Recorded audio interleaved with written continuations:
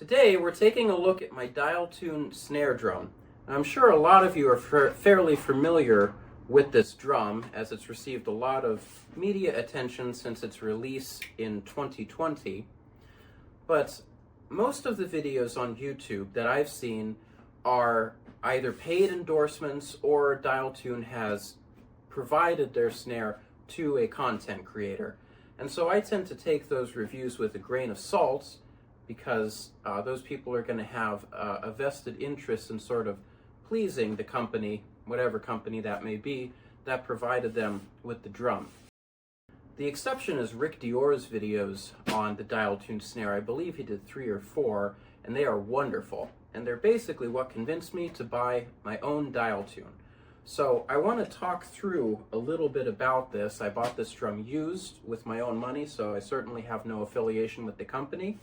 And we'll take a look at it and talk about whether I like it, the things I don't like about it, try some different heads on it, etc. I hope this will be helpful. Now, when it comes to tuning systems for snares, the typical lug and tension rod system that has been around for well over a century now works fine. So a lot of forum posts I see on the Dialtune snare drum have people asking 2 basic questions. 1, what's wrong with regular tension rods? And 2, what kind of additional drawbacks can this new tuning system introduce, if any? So let's talk about them. There are really, as far as I can tell, only 2 other companies that have come up with a different way, a truly unique way to tune drums. First, you have the Gladstone drums. They were invented by Billy Gladstone, I believe, in the 30s, so they've been around for a long time, and there are reproductions by Gibraltar and Lang Percussion, and they appear to be totally incredible drums. I've never played on them, and they have a really cool system where you use one drum key to tune either just the top head, just the bottom head, or the top and bottom heads together only from the top, which is really neat. Those drums, in my opinion, don't really compete with this because they're way more expensive, significantly more expensive. And they do have some drawbacks. Notably, the mechanism is a little fragile and they can strip out, and changing heads is more difficult than on a drum with regular tension rods. Then you have the Welsh Tuning Systems drums. Those are really cool. I would love to check them out. The disadvantage with those is that you have one knob that tunes the top and bottom heads together. It is not possible to independently tune the top and bottom heads. I usually do not tune my top and bottom heads to the same pitch on any drum, including snare drums, so I personally wouldn't really be interested in those. Additionally, like the Gladstone ones, changing the heads is a pain. So the Dialtune fixes these issues because you can tune the top and bottom heads independently, which on a snare head is wonderful. And they make head changes easier than on a traditional drum. There is one potential drawback. These drums use a cable, so if you listen closely, I have this drum now tuned to a preposterously low pitch, and you can hear that cable's under a lot of tension. So when I took this drum to show to my one friend who is a drummer, his first question was, well, what happens if the cable snaps? I don't have any concerns about that. It is a pre-stretched Kevlar cable, and as I'm sure we all know, Kevlar is used in marching drum heads, and if you've ever played on one of those, you know they're basically impossible to break. They are not bulletproof, just in case you were curious, but they are impossible to break. Kevlar is an incredibly strong material. Secondly, I think it's sort of a silly question to ask because drumsticks break, cymbals can break if you play them incorrectly or if there's a defect. Even drum heads can break. So, you know, we still use hickory drumsticks and cymbals and drum heads that are not impervious to breakage. So I think it's just something to be aware of and prepared for. And in my opinion, the benefits of this system outweigh any drawbacks. So I'll just show you here. Dialtune sells pre-cut, pre-stretched replacement cables on their website. A pack of 3 cables costs $15, and then I think shipping was like $4. So if you got 2 packs of these, that would give you enough cables to change both the top and bottom cable 3 times for about, we'll say, $35 with shipping. So it's not like it's expensive to get new cables. Additionally, I actually bought these planning on replacing the cables, but it looks like the seller replaced them right before this drum was sold, so I have not done that. There's absolutely no fraying on them. But replacing the cable is really simple. Dialtune says that they can do it in about 3 minutes, and I suspect with practice I could probably do it just as quickly. They have a really nice video on their website, so if you ever do have to replace the cables, it is not very complicated. You put it in, you loop it around until you get to 2 lugs before the end, put it in, stretch it over the other 2, no big deal. And the cables will start to fray before they break. So if you're using this regularly, all you have to do is inspect the cables. If you see fraying, then replace them. So I don't consider that a drawback at all. Now, there are 2 generations of these drums, and I think it's really important to know the differences going into it because, in my opinion, Dialtune sort of obfuscates some of the detrimental changes that have been made to the 2nd generation. So if you go on their website, they say that the 2nd generation has improvements to the hoops, which I think is true because I did see some reports online about these hoops, particularly the batter ones, cracking and breaking. These are original and they're fine, but if you do need to replace them, Dialtune sells replacements for about $80 a piece. These are die-cast hoops. I'll talk a little bit more about that later, but in my opinion, $80 a piece is a very reasonable price. In fact, die-cast hoops for regular drums are often more expensive than that, especially if you go with like Pearl or Ludwig or Gibraltar branded ones. They're not cheap. Secondly, they mentioned something about adjustment to the snare beds. Not sure how much of a difference that would make, but the big difference, which they do not mention on their website, is that the 1st generation used this really amazing DW MagSafe throw-off. So let me just turn the drum around here. And I just love this system. This is the first drum I've owned with a MagSafe throw-off, but I have used them on other drums before. So on this side, the throw-off is magnetic. So if you need to very quickly engage the snares, of course, if you're playing, close mic'd or something, that may not be desirable, but if you do it slowly, it's pretty quiet. And it's just a wonderful, feeling throw-off. It just functions beautifully. And when you turn it off, the snares are truly off. No matter how hard you hit the drum, you're never going to get any residual snare noise, which is great. A lot of throw-offs actually get that basic thing wrong. The knob is very smooth. The knob also fits a drum key, which I think is just super cool.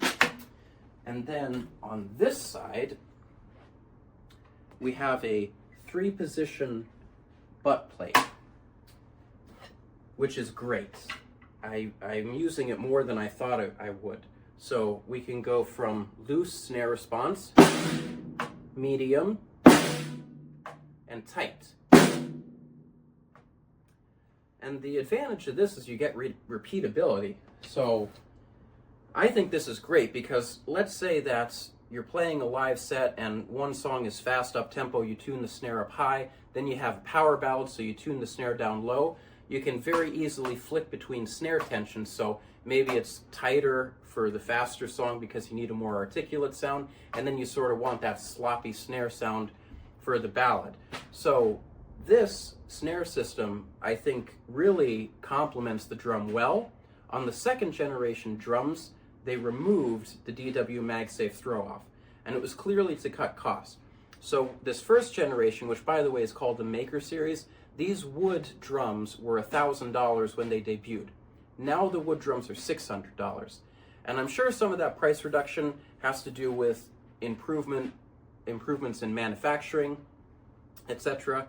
But some of it is clearly because the throw-off that is on the newer drums, although I'm sure it's fine, I'm sure it works, is not as high quality as this MagSafe throw-off. It's just a normal throw-off. There's no adjustment on the butt plate or anything like that. So if you're looking for one of these drums, I would seek out a Maker Series. And these are not more valuable than the current series. I got this one used for $400, and it was very dirty, and the heads were in terrible shape. But otherwise, I mean, I spent maybe half an hour cleaning it. I put new heads on it, and it's like a brand new drum. And these are built like a tank, which we'll talk about more a little later. So those are my thoughts. I did seek out a maple shell drum. They do make them in nickel, aluminum, acrylic, and there are also some bell brass ones. Those are very rare and they're super expensive. Bell brass I think would be really cool, but there's one for sale now and it's over $3,000 asking price, so I don't think it's worth 8 times what I paid for this just to get bell brass. And I personally tend to prefer wood shells, so I started with the maple. From a construction standpoint, these are Keller maple shells, and I know that's not very fancy. I know that, you know, particularly with higher end snares, we as drummers are sort of attracted to exotic materials like bell brass or stave or the Canopus zelkova, which are, you know, cut out of a solid piece of wood, or steam bent and whatnot. But the truth is, Keller maple shells are fantastic and they're versatile. This drum has an enormous tuning range. You can tune it up super high and it won't choke out, and as you saw, you can tune it down really low and it has this wonderful fat sound to it. So that's fantastic. And the finish on this drum is beautiful, really nicely done. It's a satin finish. Now I've built many drums, including this entire kit behind me. I've built several snare drums, and I actually basically try to achieve this exact finish. They did a wonderful job here.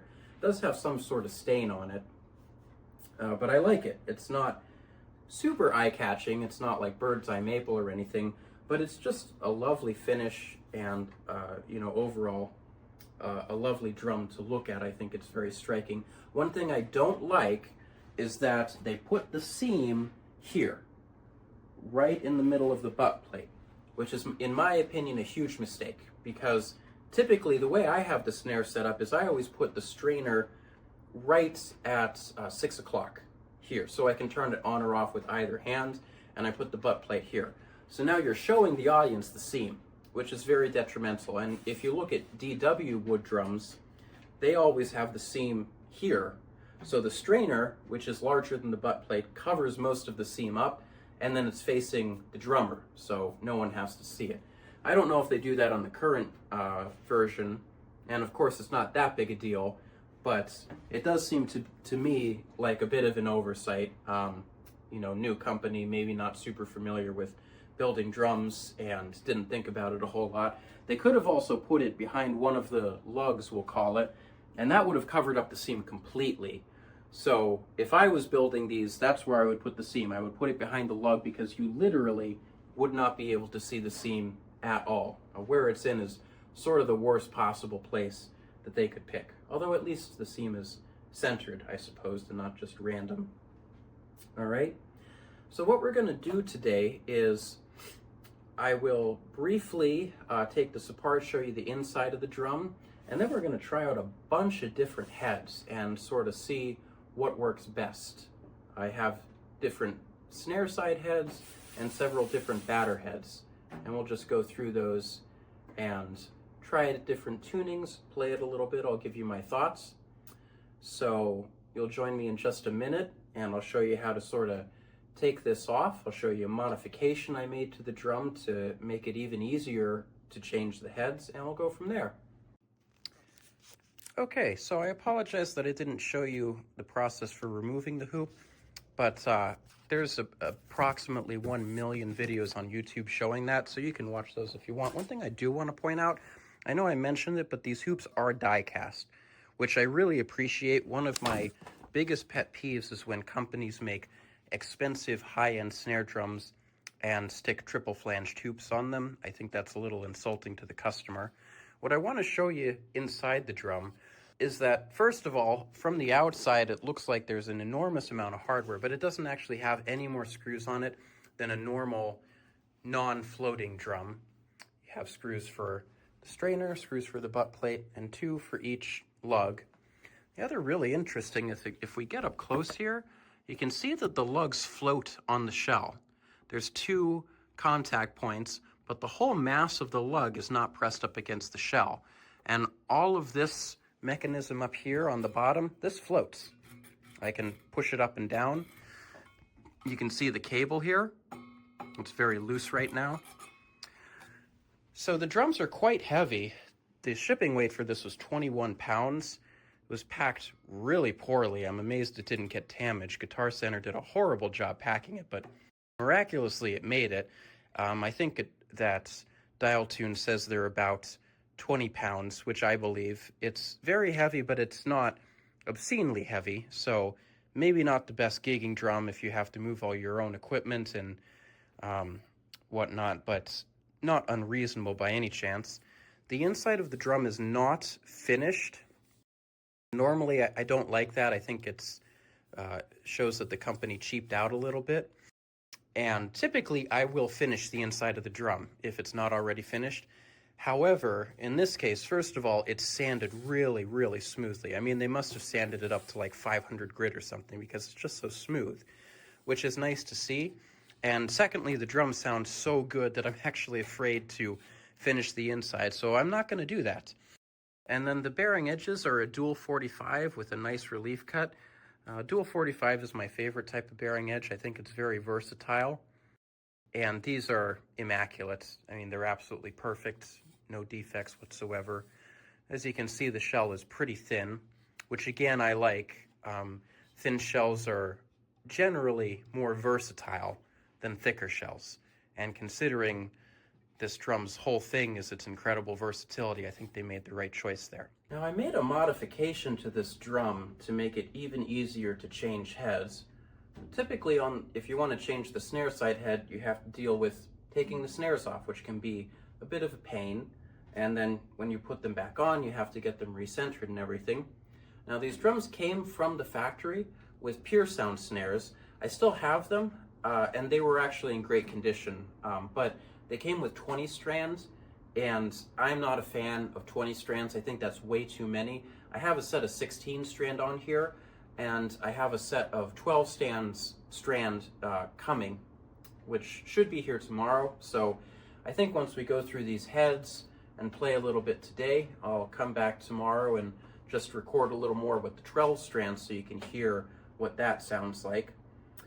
The Pure Sound wires have a really interesting system. I think it was a good idea. They use a cotter pin, and you put that in between the ribbon that holds the strands on, and then if you want to take the head off, you need to remove the snares. You just pull the cotter pin out, the snares will come right off. Great idea. I think the execution is poor. Unfortunately, first of all, I have seen the cotter pin fall out, especially if you're playing really hard, and then you lose your snares. So I would never use that system just for that reason. Additionally, it only works with a strap, and I prefer string. It's much easier, in my opinion, to make sure that the snares are being pulled evenly from both sides. With the strap, it's a lot easier to accidentally twist the snares a little bit, and then you get rattles and whatnot.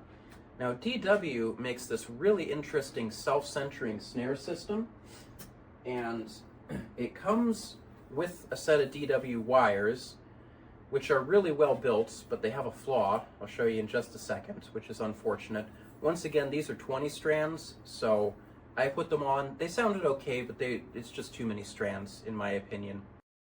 And the way this works is you replace the holders where normally you would put either the string or the strap through and just tighten this down and sort of clamp it. You replace them with these little metal inserts, and then the string goes around them. Then, if you want to remove them, you release tension on the strainer, and then you can just pull the string out, and it comes right off. So that's fantastic. I mean, I absolutely love that. One thing, if you take a look closely here, you'll see that this set of strands, these are from Drum Factory Direct in Pittsburgh. They're just their house brands, 16 strand, and I love these. They're like $12 so they're very economical and they're super well built. They have relief cuts for the string, which is really important. You always want to make sure that there is some sort of relief cut either for the string or the ribbon. Again, I prefer string. And then when it lays against the head, the string will not push the snare wires off the head. If you don't have that, you can get rattles. Strangely, the DW strands do not have that. Okay, so they have like a cut here for a strap, which makes no sense because this system only works with string.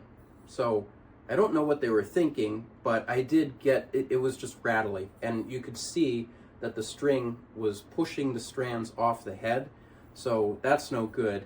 And it's a shame because these are really nice strands. They have this really cool satin finish, and if you're into a lot of snare strands, I know 20 is normal, but you know, it's a lot in my opinion. So if you're into 20 or even more, these would be a great option with this system, but it's no big deal. And if you want to swap between different snare strands, again, totally fantastic. So what I did was I marked one with an S for strainer and one with a B for butt plate, so I know which way they go, and then you never have to set it up again. So you just sort of put them through. I start with the butt plate, put them through here, grab onto it, loop it around, and then we do the same thing on the strainer side. And DW calls this a self-centering system because the wire can kind of float, like it's not clamped down. So every time you activate the throw, it self-centers, which is totally fantastic. So if you have one of these drums, it's $40 for the sort of kit, and it comes with strands, which again, I wouldn't recommend actually using these strands, but I think $40 is a bargain because this is totally fantastic. And if you want to swap out heads quickly and easily, now you can very quickly take the wires off, and when you put them back on, they're going to be perfect every time. So I'll take these back off. And again, you can see how quick and easy that is. Just a great idea. And then I'll show you, we'll take this off. So fantastic. By the way, the batter head, when I started this video, was this Remo Renaissance RE. So this is a 2-ply head. Normally I do not like 2-ply heads on my snare drums. In this case it sounded fine at medium to low tunings, but up higher not so much. This is a really nice for a 2-ply head though. If you wanted a 2-ply head, I would look into the Renaissance versus a coated Emperor or something. It just, I can't quite put my finger on it. It just feels and sounds closer to a single-ply head than a regular 2-ply head. So that was pretty cool. I have an Evans Orchestral 300 on the snare side now, and I love these heads. These are fantastic because Evans makes a 300 and a 200 weight, which respectively are 3mm and 2mm. So the 300 is an Ambassador snare side weight, and the 200 would be a Diplomat snare side weight. And the reason why I love these so much is because for whatever reason, they're cheaper than the regular clear or hazy Evans and Remo snare side heads. So if you want just an Evans hazy 300, it's like $4 more than the orchestral version. And I really can't tell a difference. They sound great. What we're gonna do is we're gonna put a Diplomat on. If I can find the head here. Okay, great. And I splurged for a Diplomat snare side because I wanted a clear snare side head, as I have a clear batter head to try out. So we'll go ahead and put this on. I guess I am showing you how to change. Let's see. Oh, that is right. By the way, you cannot unscrew too much. So if something isn't loose enough, if you're struggling to get the rims back on or off, just keep loosening. There's a bearing inside there, and once it reaches minimum tension, it'll just keep spinning. It's not going to fall off or anything like that. And then you can see how easy that is once you get it lined up properly. And then the tension is low enough that I can adjust this head. I can move it side to side. I can rotate it to make sure the logo is lined up perfectly with the butt plate. And then we'll just start tensioning it a bit. And I'll just go up enough to get the wrinkles out. Okay, and that's fine. We'll adjust it more. Okay.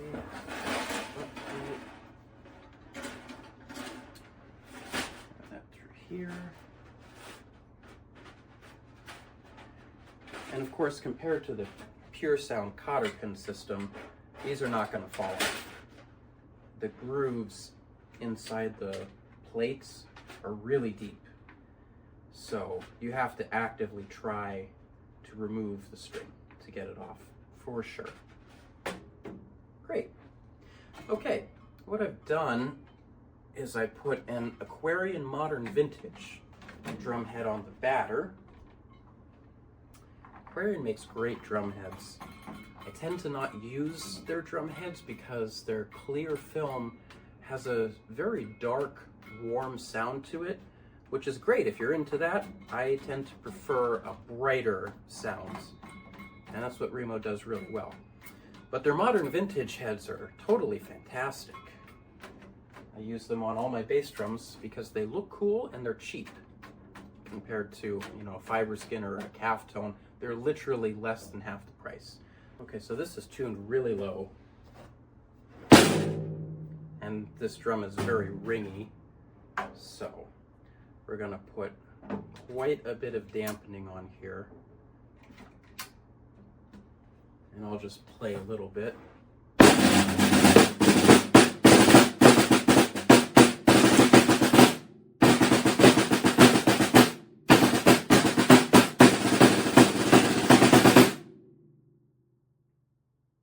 Really fun sound, lower than I would ever tune a snare drum, I think, unless I needed some sort of special effect. But let's take it up to a more reasonable tuning. Let's hear it without the snares.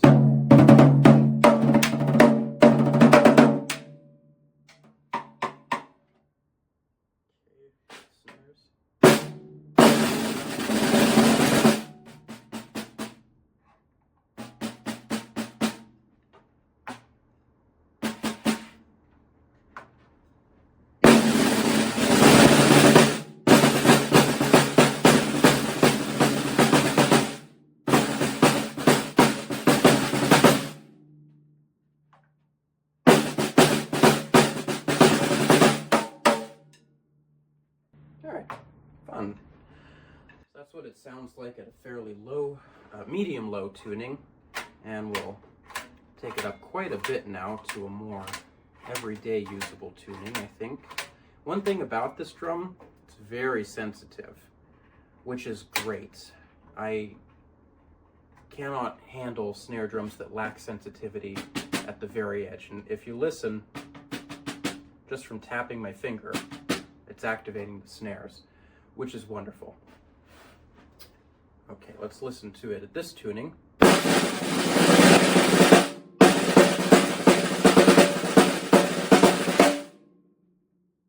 little bit looser on the snares.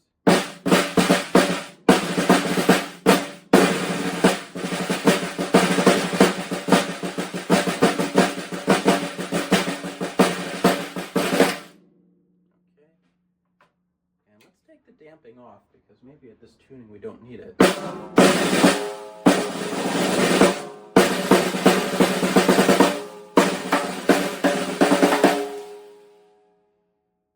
You can hear it definitely has a ring to it, but it's a lovely ring. It's a very pleasant ring. It's not too high. It doesn't pitch bend, although it can if you want. If I lower the Snareside head a little bit, even more.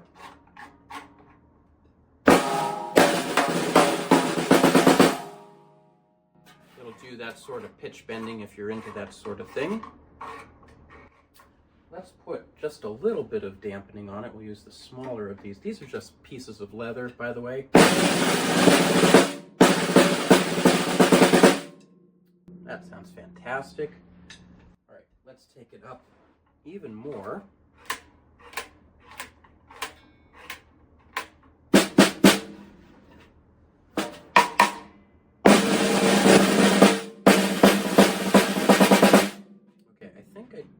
did the snare side too high. Oh yeah. Don't tune your snare sides tabletop tight, ever, unless you want a boxy drum sound. That is a great way to kill the resonance of your drum. Yeah, that's better.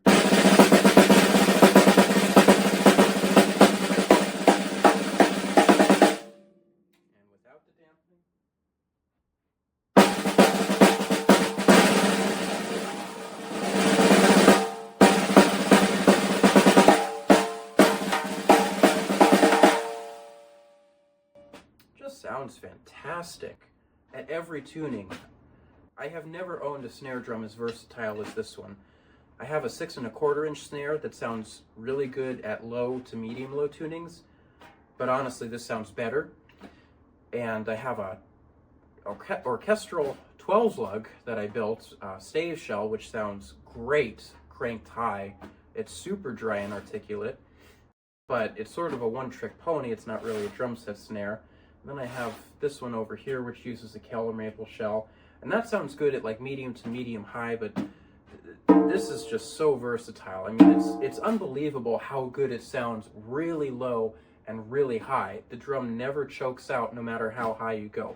And this is really high. Also, the cross stick sound is fantastic. Put the snares on.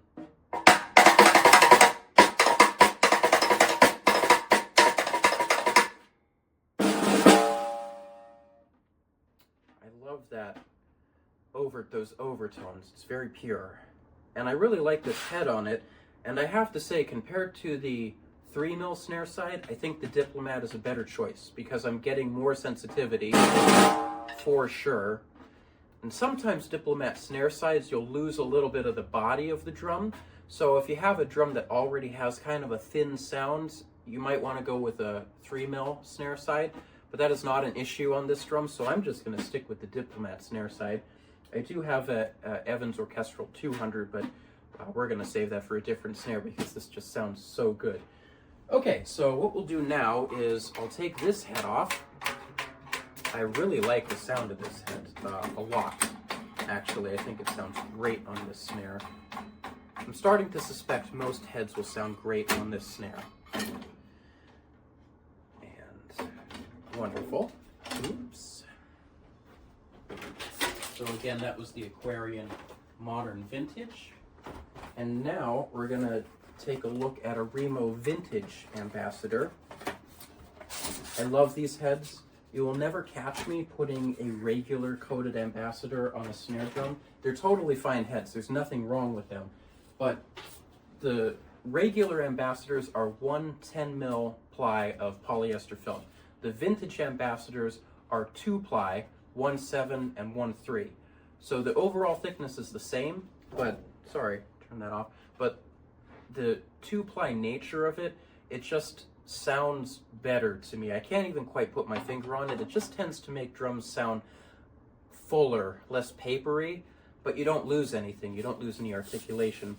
One thing, just real quick, I want you to listen. So, and then this Modern Vintage, this is 1 10mm ply. Do you hear how the 1 10mm ply and Remo Evans will do the same thing? They have a definite pitch to them, but this doesn't.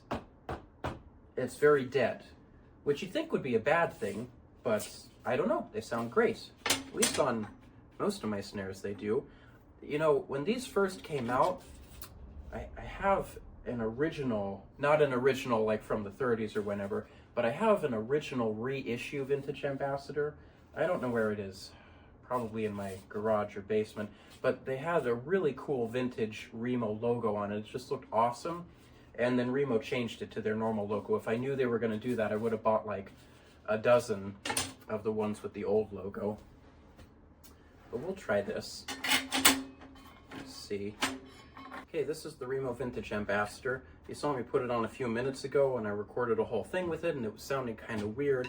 And I realized I accidentally lifted the cable off of one of the pulleys while I was changing the head. So, completely my fault.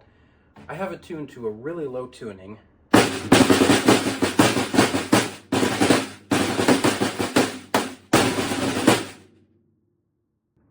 that's almost, it almost sounds like a sample, and it's just hilarious that you can tune it that low and there's no rattles or anything like that. Of course, I have a lot of damping on here because otherwise it would be crazy. All right, let's tune it up to a more of a medium low tuning and see how that sounds.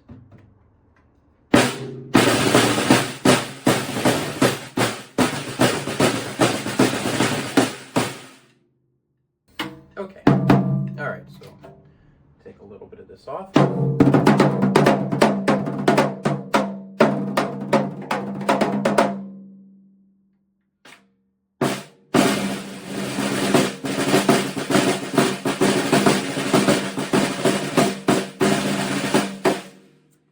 The Aquarian Modern Vintage sounded better down really low. This head can do it, but I think the Aquarian has it sort of beat. There we are. That's a nice medium tuning.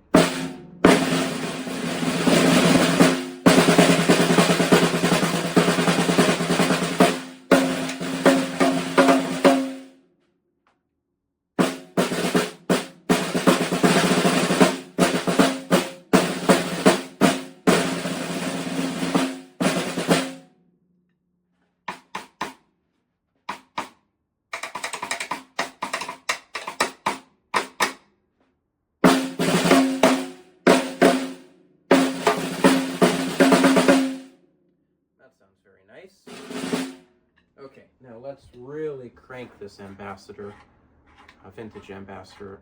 A lot of times these sound pretty fantastic at high tunings, and I tend to like my snares tuned pretty high.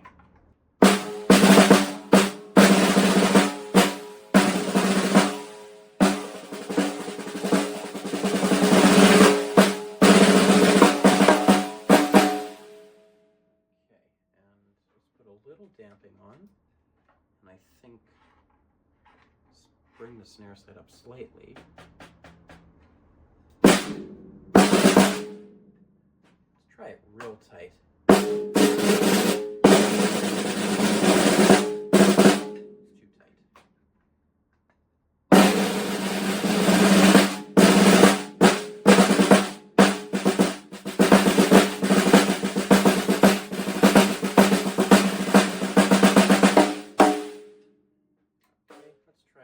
No dampening.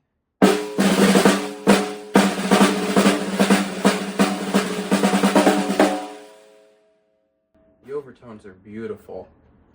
I think overall that Modern Vintage sounded better pretty much at every tuning. This doesn't sound bad by any means, but the Modern Vintage just seems to be a little bit better suited to this drum. And that happens sometimes. This isn't a bad head. Some drums just work better with different heads. All right, we have one more head to try. So let's loosen this up. Okay, this is the reason why I wanted that clear diplomat on the snare side. This is a Remo Controlled Sound clear. Overpriced in my opinion, but I wanted that to go full Neil Peart on this drum. So we're just gonna see what it sounds like. Okay. Looks very cool. Two transparent heads. I know this will be a little wild, so we'll use quite a bit of dampening. Just listen to it at a really low tuning.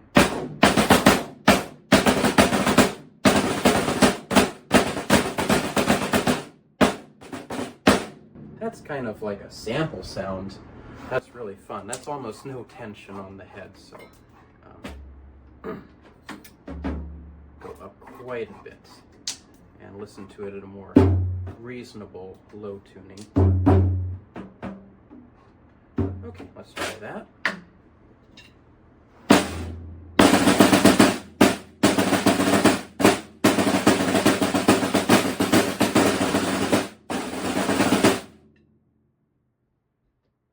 If you're in a country band, this drum is for you, for sure. It can do that sort of really low stuff.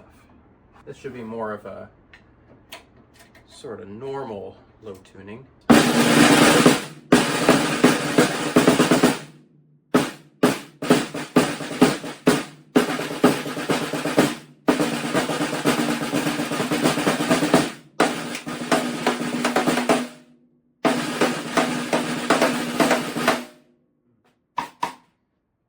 a little bit of dampening.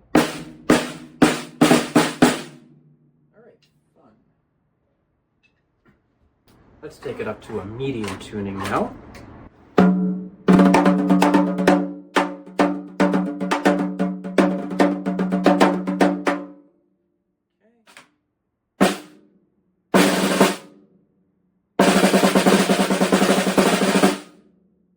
Sounds like the big money.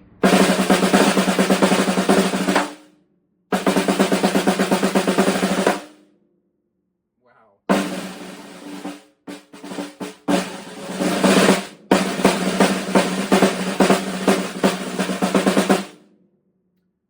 Well, I think this is my favorite head so far. That is fun. All right, let's hear it with no dampening.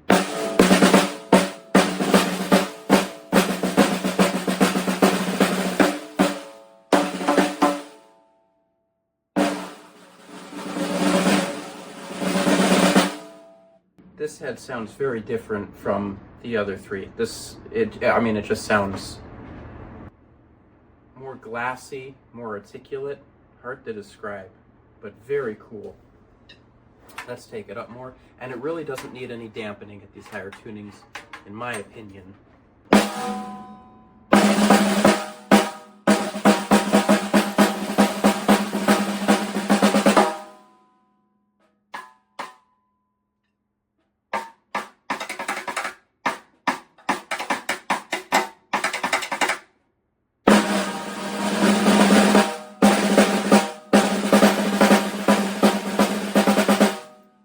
I feel like this head is more articulate. You can really hear every stroke, and it just has a brightness to it that seems to really suit this drum.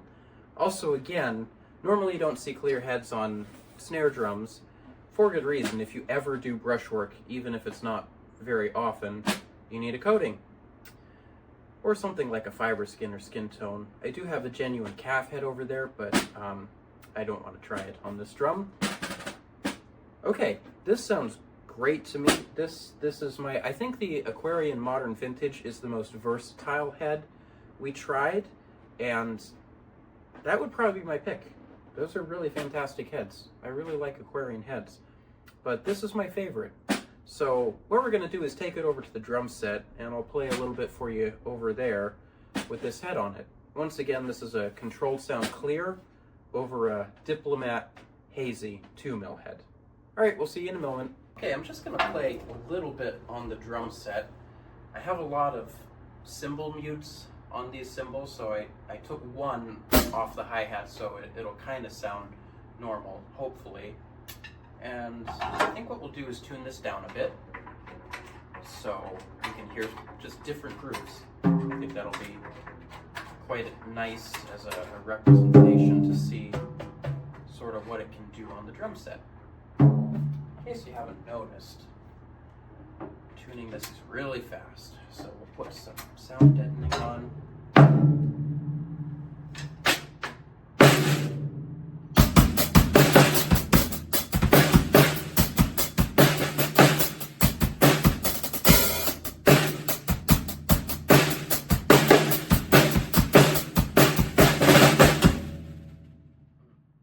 Fun. Okay, so we'll do more of a medium tuning. Let's hear without the snares.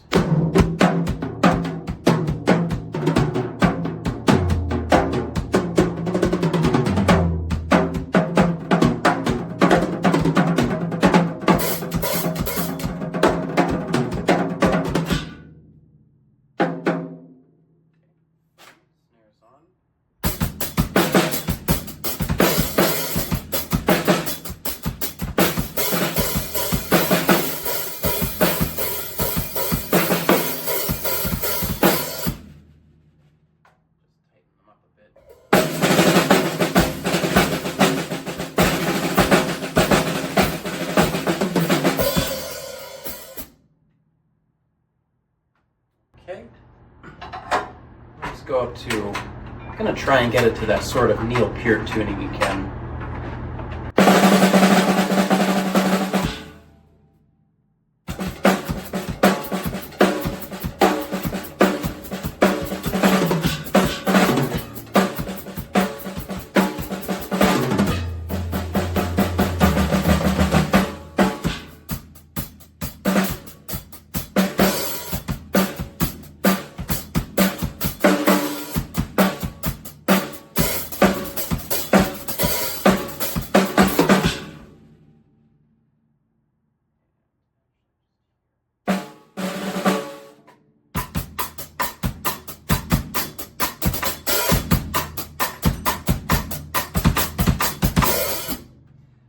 acoustic sound, by the way, is really good, but it's not the best.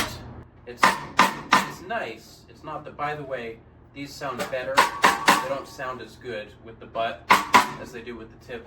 So I do know on most drumsticks you need to turn them around, but this is a marching snare, but just listen to the difference.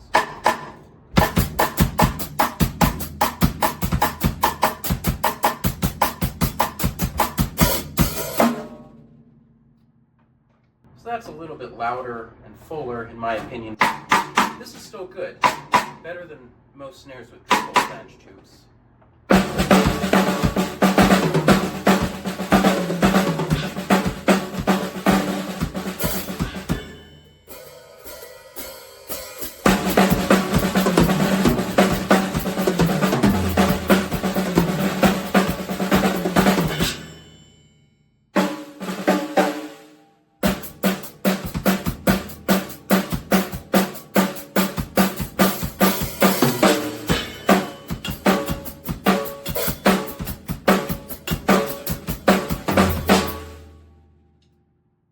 Having a lot of fun with this now.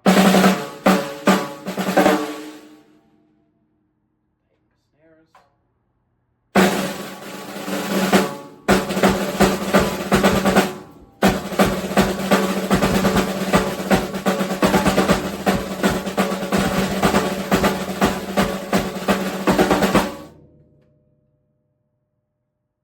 How about we just put a bit of dampening on it?